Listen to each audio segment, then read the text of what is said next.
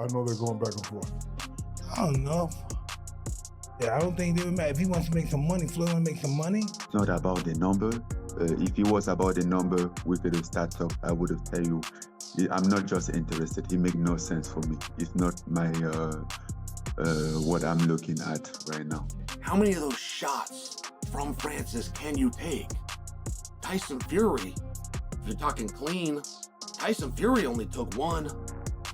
Everything else, Tyson was able to roll with. Big Francis only had to hit him one time. Like, that's a compelling story, in my opinion. Mike Tyson stated that the matchup between Jake Paul and Francis Ngannou might not be the most balanced or logical fight, but it would undoubtedly attract massive attention and generate significant revenue.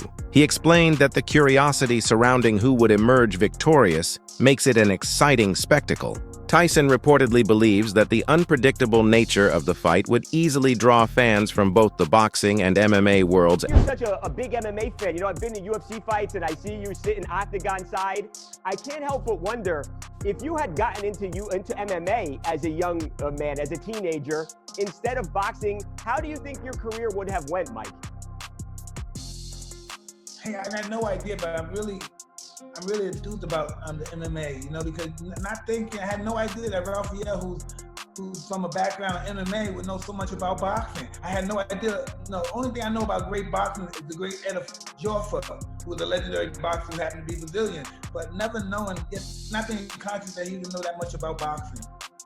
Do you think you could have learned all the wrestling moves and the takedown defense and could have been a champion in something like the UFC? I could have done all that stuff. But once someone stepped on my foot, I would have tapped out. My feet are my weak spot. Francis Ngannou himself stated that even offering him a fight with Jake Paul is a complete insult to his name and legacy. He explained that Jake hasn't earned the right to share the ring with someone who has reached the top of combat sports. Ngannou added that such an offer is not only disrespectful, but also highlights how far entertainment has strayed from the essence of real fighting. I want you to fight Jake to replace Javante. I'm like, which Jake? You know, like, I was so confused, you know, like, I wasn't expecting that at all. And he said, yeah, Jake Paul, you know, he's fighting. I'm like, no, bro, come on, don't disrespect me like that. And then, they even say like, they even come out after and say, and what if the number are good? He sent out some number. I'm like, it's not about the number. If it was about the number, we could have started up. I would have tell you, I'm not just interested. It makes no sense for me. It's not my. Chael Sonnen reacted to the idea of Jake Paul possibly fighting Francis Ngannou with a mix of amusement and curiosity. He described the matchup as fascinating, not because it would be competitive, but because it would reveal how durable Jake really is. Sonnen joked that Tyson Fury, one of the toughest heavyweight champions in the world, was dropped by just one clean shot from Ngannou. If Fury, who outweighs Jake and has years of heavyweight boxing experience, could barely withstand Ngannou's power, then Jake might be in serious danger. Sonnen added that while Jake's confidence and willingness to challenge fighters far above his level are entertaining, facing someone like Francis is an entirely different story. He emphasized that Jake lacks the size, power, and chin of Tyson Fury, and if Fury could only handle one punch, it's hard to imagine Jake taking even that. Tells this story that Nikista's offering him the fight, but he's just not hearing it that way. Like, all right, you said you need help, and you called me, and I'm happy to help you, but you know what is it that I can do? So when Francis finally realizes it, he not only says no, he says he was offended. He said, Jake, you want me to fight Jake? Jake who? I said, Jake Paul. He said, that makes no sense. That's the last thing I would want to do right now. It's the last thing that I'm looking for. And, all right. Now that is a good and comical story. And I think that Jake Paul deserves a lot of credit for that. I would have really liked if that match would have gotten booked. I mean, I think that would just solve so many problems from a storyline perspective. And there's this story going on out there and it has to do with courage. Now, how you ever question a combat athlete's courage, I think, is hard. How you ever question a boxer's courage, right? Where you've only got two things you can do, and they're both involve bludgeoning.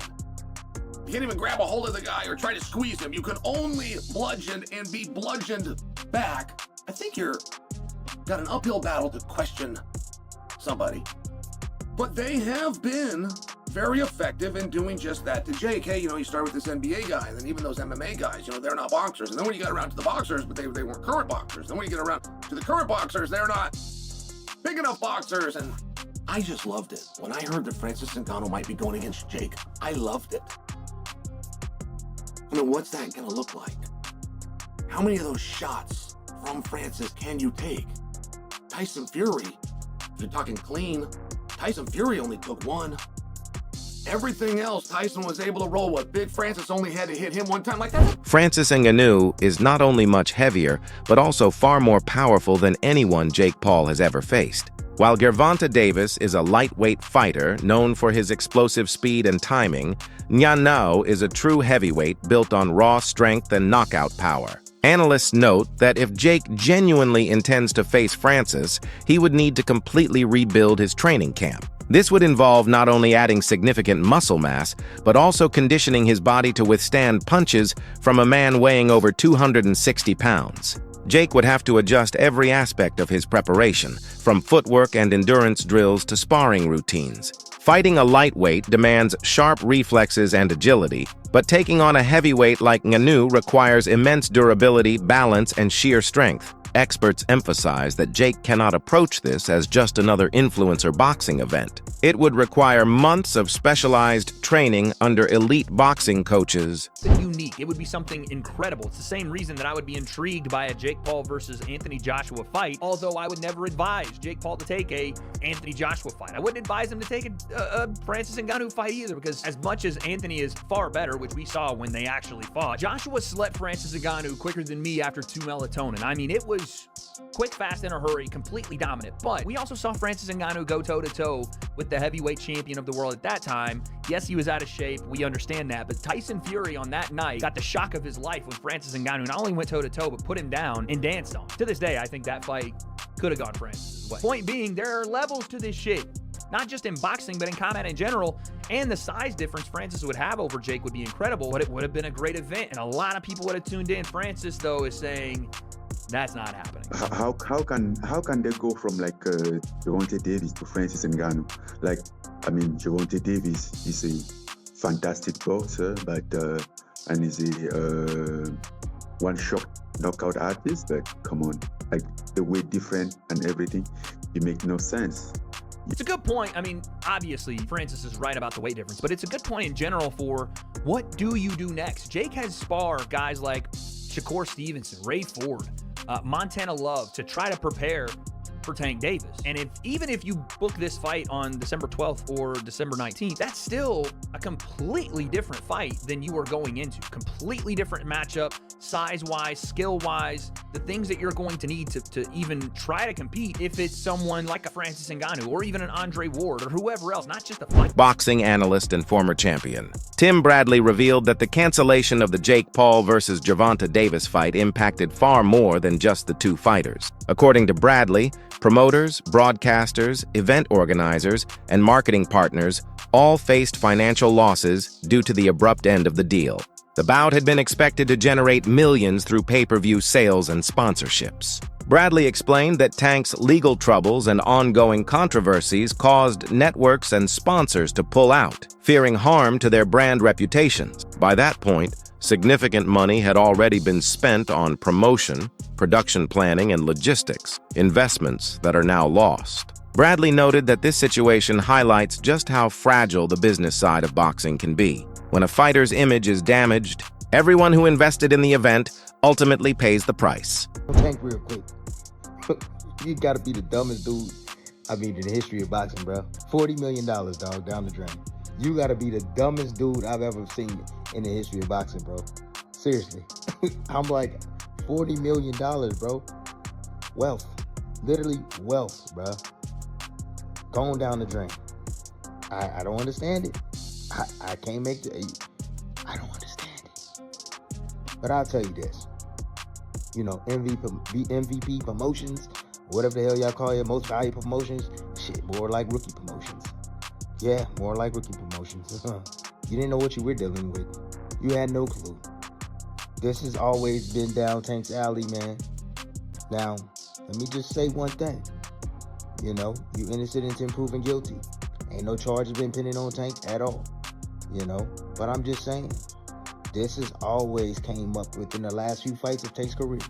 Yeah, it has. And MVP, more like RP, rookie promotions, yeah, y'all should have had a backup plan. You should have had a backup fighter. Yup. You live and you learn. Oh, absolutely. You live and you learn. You should have had a plan B, just in case this man, Tank Davis, don't show up. Yeah. That's what you should have done. Now you're looking like idiots. You know, I heard through the grapevine the joint wasn't even selling. Yeah, because everybody's tired of your bull crap, Jake Paul.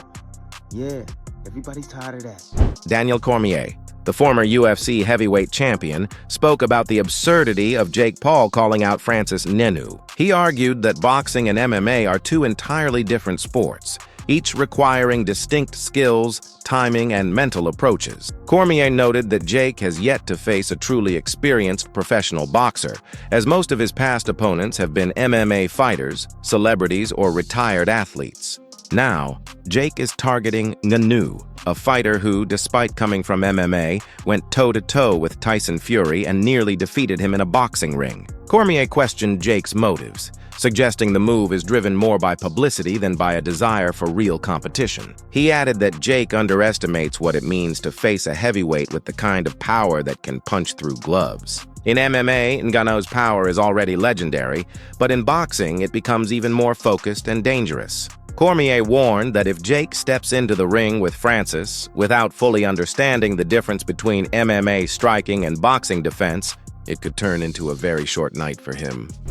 Boxing is much different than mixed martial arts. The target audience might be the same, but the demographics different. The places where people are brought up are different. There's bigger entourages in boxing. It's just a different world in boxing. We've known that from the very beginning. We know that Gervonta Davis was not going to just play to Jake Paul's rules. I still don't know exactly why this thing is falling apart, but it is falling apart bad. It is bursting at the seams. We are almost exactly where we should have never started. This should have never gotten started, but it did. But we are almost now exactly where we need to be in the fight, and that's it being off. It being off. So, the CEO of Most Valuable Productions is a guy named Nikisa Badarian. He said, our team has worked closely with all parties to navigate the situation responsibly. While we will not be moving forward with this event, our plan still remains for Jake to headline on Netflix in 2025. Details regarding a new date, location, a new opponent, and additional bouts will be shared as soon as they are finalized. So, Gervonta Davis is out of the fight. Like I said, guys, we honestly should have never had a fight. We should have never had that fight even on the docket, but it was happening. You knew it had potential to be a nightmare. It turned out to be exact. Jake Paul's rumored showdown with Francis Ngannou has the entire combat sports world buzzing, a clash between influencer bravado and pure heavyweight power. From legends like Mike Tyson to analysts like Daniel Cormier, everyone agrees this potential fight blurs the line between entertainment and danger. Can Jake rise to the challenge, or is he stepping into a storm he can't survive? Whether you see it as a bold move or a reckless stunt, one thing's certain, the world will be watching if it happens. What do you think? Confidence or chaos? Drop your thoughts in the comments below.